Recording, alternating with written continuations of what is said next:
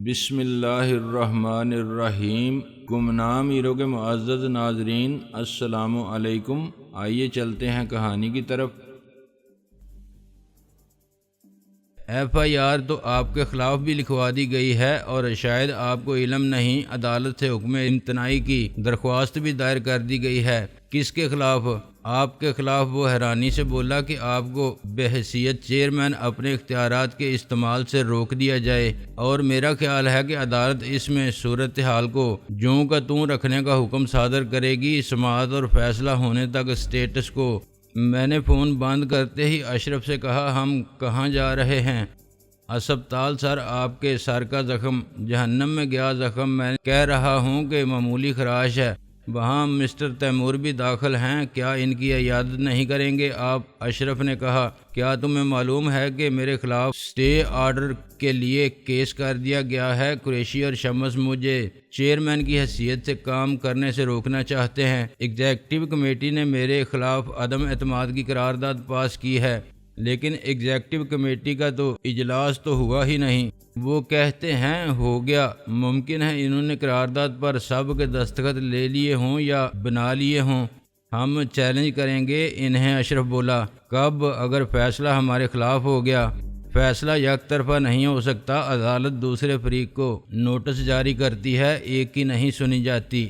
میں نے کہا، ٹھیک کہتے ہو تم، مگر تب تک وہ سیکریٹریٹ پر قابض رہیں گے۔ عدالت حکم سنا دے گی، پھر ہم بے بس ہو جائیں گے۔ تم عدالت چلو، ہمارا کوئی وکیل ہے؟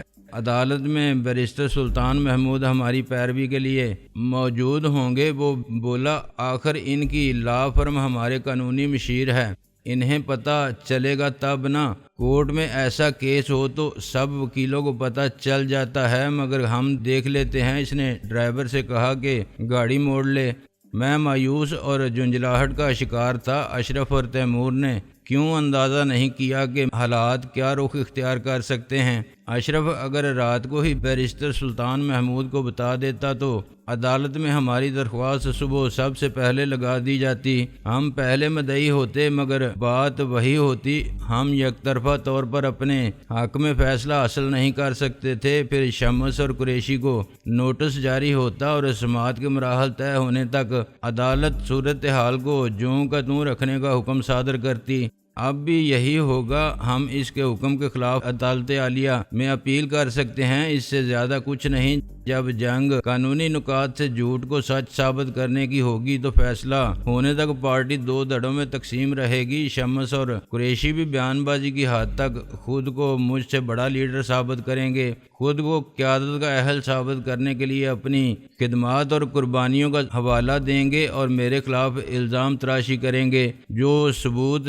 انہوں نے اکٹھے کیے ہوں گے وہ سب کے سامنے پیش کریں گے۔ ایک دوسرے پر کیچڑ اچھالنے کے اس مقابلے میں پارٹی کارکن، ورکر اور ووٹر کا کوئی کردار نہیں ہوگا، وہ خاموش تماشائی ہوں گے، اور انہیں دکھ ہوگا کہ ان کے لیڈر بھی ویسے ہی تھے جیسے پچھلے 45 سالوں میں حالات کو بدتری اور ابتری کی طرف لے جانے کے ذمہ دار تھے۔ اب کسے رہنما کرے کوئی؟ گاڑی کورٹ میں داخل ہوئی تو شمس اور قریشی کے وکیلوں کے ساتھ ان کے حامیوں کا ایک چھوٹا سا گروہ نعرے لگاتا ہوا باہر آیا، جن کے چہروں پر فتح مندی کی خوشی تھی۔ ان میں سے دو میری گاڑی کے سامنے آ کے ناچنے لگے اور منہ سے تضحیک آمیز آوازیں نکالنے لگے۔ پولیس نے انہیں ہٹا دیا، مگر وہ میری طرف دیکھ کے فحش اشارے کرتے رہے۔ اوے شاہ جی، ایک بار پھر مر جا، کسی نے کہا۔ شرم سے مر جا، دوسرا کھڑکی کے قریب بولا۔ قریشی صاحب کے پیشاب میں ڈوب کے تیسرا چلایا۔ اشرف نے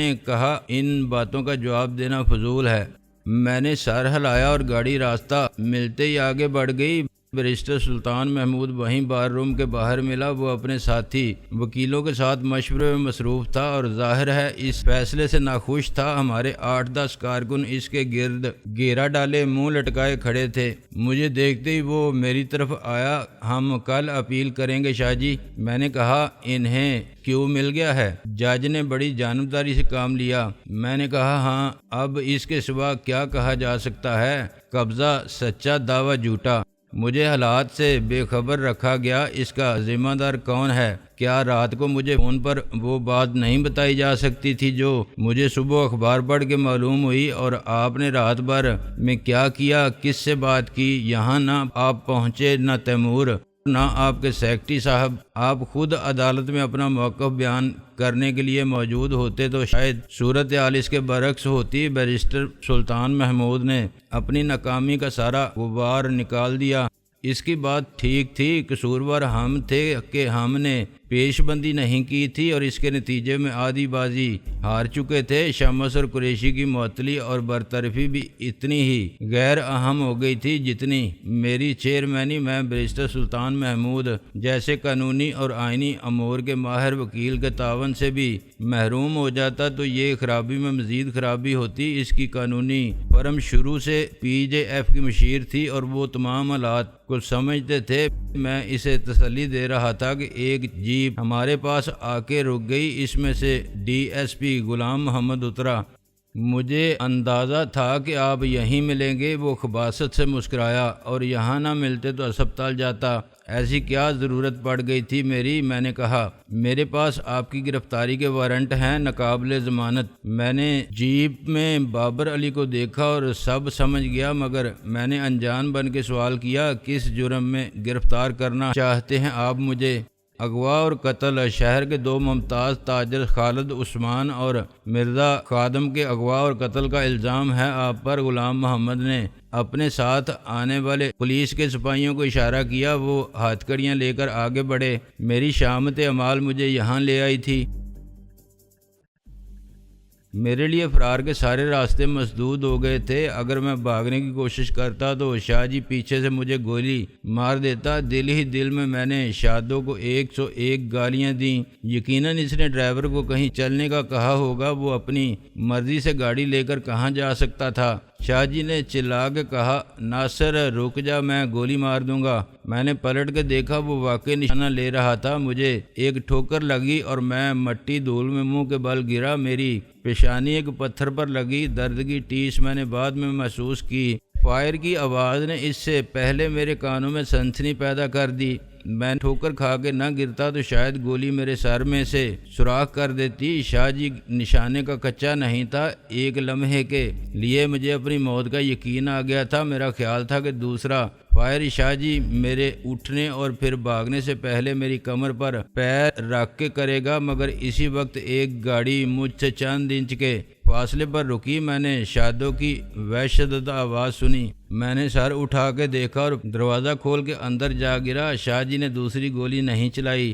شاید ایک گولی کی آواز نے آس پاس سب کو متوجہ کر لیا ہوگا۔ سب نے دیکھ لیا ہوگا کہ گولی چلانے والا کون ہے، اور شاہ جی کو اپنی فکر پڑ گئی ہوگی۔ اس نے بہتر سمجھا ہوگا کہ گاڑی میں بیٹھ کے نکل جائے۔ گاڑی روانہ ہوتے ہی میں نے خود کو سنبھالا۔ میں پچھلی سیٹ پر شادو کی گود میں جا گرا تھا۔ میرے ماتھے سے بہنے والا خون اس کے کپڑوں پر لگ گیا تھا۔ اس نے سہم کے مجھے کہا، ناصر کیا ہوا؟ میں نے بڑے ضبط سے کام لیا، کیا تو نے دیکھا نہیں؟ تو بھاگ کے کہاں جا رہا تھا؟ میں نے کہا، تو کہاں دفع ہو گئی تھی؟ میں تو سمجھا تھا کہ مجھے چھوڑ کے چلی گئی۔ کیسی باتیں کر رہا ہے تو؟ ڈرائیور نے کہا کہ گاڑی کو چوک سے گھما کر اس طرف لے آؤں۔ میں نے کہا، لے آؤ، مشکل سے 5 منٹ لگے ہوں گے۔ شادو نے کہا، 5 منٹ کی بچی، ابھی یہاں لاش پڑی ملتی میری۔ میں نے غصے میں کہا۔ اس نے میری بات سننے سے پہلے ہی ریوالور نکال لیا تھا۔ شادو کا رنگ اڑ گیا۔ یہ فائر کی آواز مجھ پر چلائی گولی تھی۔ اللہ نے بچا لیا، ورنہ سر سے سارا مغز نکل کے خاک میں مل جاتا۔ مت کر ایسی باتیں، وہ چلائی۔ تمہیں کس نے کہا تھا کہ خود جاؤ اور کہو آ بیل مجھے مار؟ کارڈ دے دیا تھا، اسے مل جاتا۔ میں نے گہری سانس لی۔ پتہ نہیں کیوں اسے دیکھ کے جوش آ گیا تھا۔ اب ہوش آ گیا، گئے تھے ہیرو بن کے۔ میں نے خفت سے کہا، شادو جی وہ میرے پاس بھی تو تھا۔ نام لینے کے بجائے میں نے انگلی کے اشارے سے ریوالور کا مفہوم واضح کیا۔ یہاں گر گیا تھا۔ سیٹ پر شادو نے اپنے بیگ میں ریوالور کی جھلک دکھا کے کہا، تمہاری جیب سے نکل گیا ہوگا۔ میں نے ہاتھ بڑھایا۔ اسی کے بھروسے پر میں شاہ جی کے سامنے کھڑا ہو گیا تھا۔ عین وقت پر پتہ چلا کہ اپنے پاس کچھ نہیں تو جان بچا کے بھاگا۔ ٹھوکر نہ لگتی تو جان بھی نہ بچتی۔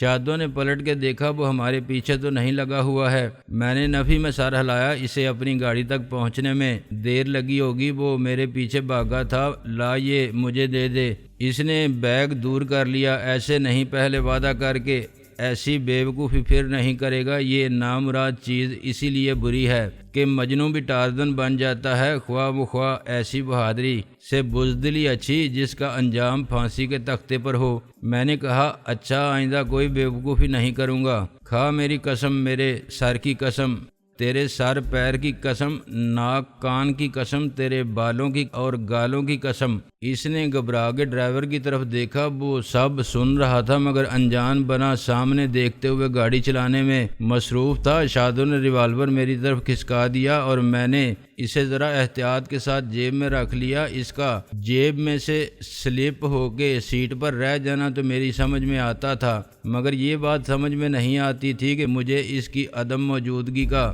احساس کیوں نہیں ہوا تھا۔ قسم کھانے سے کوئی فرق نہیں پڑتا، میں نے کہا، کیونکہ ہر قسم بے مقصد ہے۔ بے وقوف میں کیسے کر سکتا ہوں؟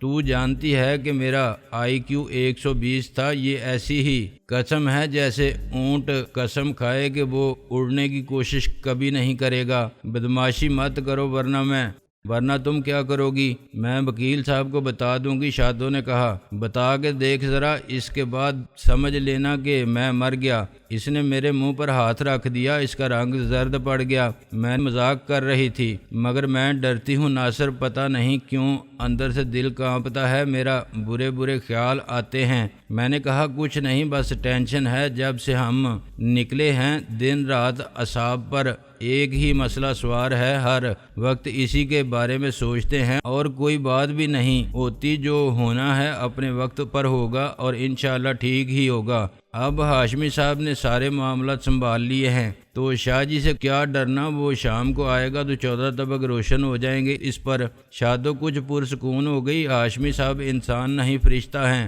ہاں تم پری ہو اور میں بھوت ہوں، وہ فرشتہ ہیں۔ خوب ہے یہ قبیلہ جس میں انسان کوئی نہیں، میں نے ہنس کر کہا۔ چلو تمہیں ایک تماشا دکھاؤں، تھوڑی سی تفریح ہو جائے گی۔ میں بالکل تفریح کے موڈ میں نہیں ہوں۔ میں نے کہا، موڈ بن جائے گا، ڈرائیور سے کہو کہ ڈاکٹر رانجھا کے کلینک چلے، آج اس کا افتتاح ہے، رنگیلا آئے گا۔ حمزہ خان بڑا مہذب اور فرد شناس ڈرائیور تھا۔ ہاشمی صاحب نے گاڑی شادوں کے حوالے کی تھی تو کہا تھا کہ یہ تمہارے ڈسپوزل پر ہے۔ ڈرائیور اس حکم کا پابند تھا۔ میں نے اسے راستہ سمجھایا اور وہ میری ہدایت پر عمل کرتا رہا۔ آدھے گھنٹے بعد گاڑی وہاں رکی جہاں پہلے مسٹر رانجھا شربت فروش کی ریڑھی کھڑی ہوئی تھی۔ وہ ریڑھی کچھ آگے موجود تھی اور اسے خریدنے والا ہوشیار آدمی معلوم ہوتا تھا۔ اس نے کاروبار کی گڈ ول سے فائدہ اٹھایا تھا اور اپنا نام مسٹر رانجھا کے نام کی جگہ لکھوا دیا تھا، لیکن ابھی وہ علاج معالجے کے چکر میں نہیں پڑا تھا، صرف شربت بیچ رہا تھا۔ آئندہ کے عزائم خدا جانتا تھا۔ دکان کے اوپر ہیئر کلینک کا سائن بورڈ ڈاکٹر رانجھا نے خود ڈیزائن کیا تھا، بقلم خود لکھ کے ثابت کر دیا تھا کہ ان کی تخلیقی صلاحیت بھی خدا داد ہے۔ بورڈ کے دائیں بائیں دو چہرے تھے جو نقوش سے ایک ہی لگتے تھے، مگر جنس کے فرق کو نمایاں کرنے کے لیے ایک پر مونچھیں بنائی گئی تھیں اور دوسرے کی زلفوں سے اس کا صنف نازک ہونا ثابت تھا۔ اس سے یہ وضاحت مقصود تھی کہ یہاں حضرات اور خواتین کے جملہ امراض کا علاج ایک ہی طرح کیا جاتا ہے۔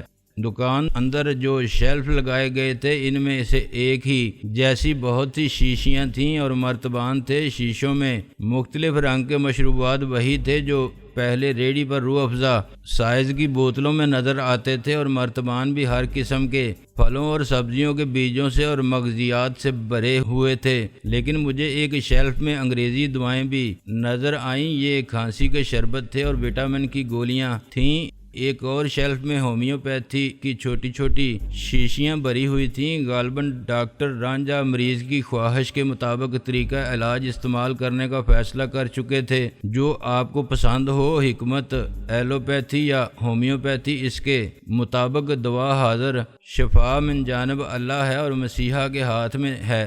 دکان کو رنگ برنگی جھنڈیوں سے سجایا گیا تھا اور باہر پانی کا چھڑکاؤ کر کے کرسیاں لگا دی گئی تھیں۔ ایک کنات نے نے اس حصے کو سڑک سے جدا کر دیا تھا۔ دکان کے سامنے کامیڈین رنگیلا کی بہت بڑی تصویر لگا کے لکھا گیا تھا، افتتاح بدست مبارک شہنشاہ ظرافت Charlie Chaplin of Pakistan comedy king mister Rangeela. Doctor Ranjha نے یقیناً بڑی ترقی کی تھی۔ وہ آج پتلون پہن کے پھر رہے تھے، سر پر کراکری ٹوپی اور چشمے کے ساتھ وہ ایک ڈاکٹر نظر آنے کی کوشش میں سنجیدگی سے مصروف تھے۔ یہ الگ بات ہے کہ گلے میں پڑے ہوئے ہار کی وجہ سے وہ بن برات کے دولہا لگتے تھے اور ان کا زیادہ وقت شریر بچوں اور آوارہ گردوں کو بگانے میں صرف ہو رہا تھا، جو بار بار معزز مہمان بن کے کرسیوں پر بیٹھ جاتے تھے۔ وہ سب رنگیلا کی آمد کے اشتیاق میں چشمے برا تھے اور بار بار پوچھتے تھے کہ آخر وہ ابھی تک کیوں نہیں آیا۔